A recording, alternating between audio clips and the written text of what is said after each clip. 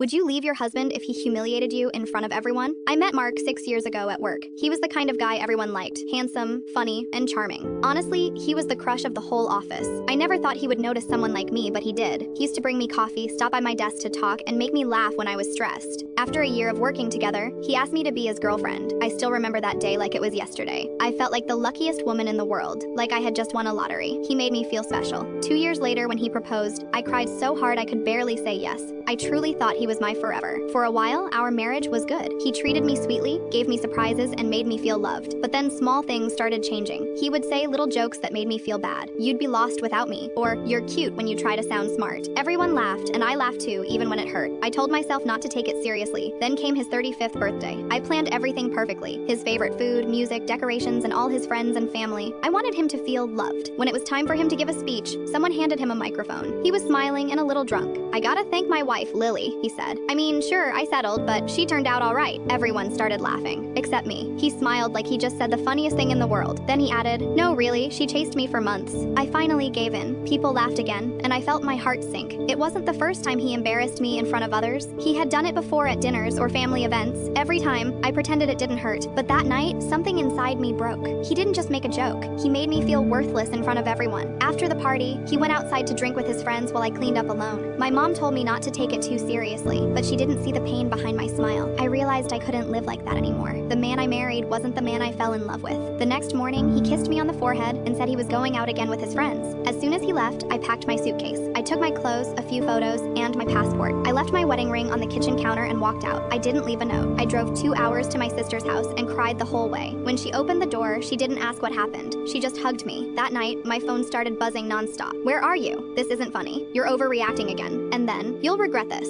His last message didn't scare me. It only proved I made the right choice. A couple of days later, he showed up at my sister's house with flowers. He said it was just a joke, that he didn't mean it, but I'd heard that before. "If it was a joke," I said, "then why am I always the one who gets hurt?" He promised therapy and said he'd change, but I didn't believe him anymore. A week later, I got a small box in the mail. Inside was my wedding ring and a note that said, "If you really loved me, you'd come home." I stared at it and felt a strange kind of peace. I finally knew I didn't need to go back.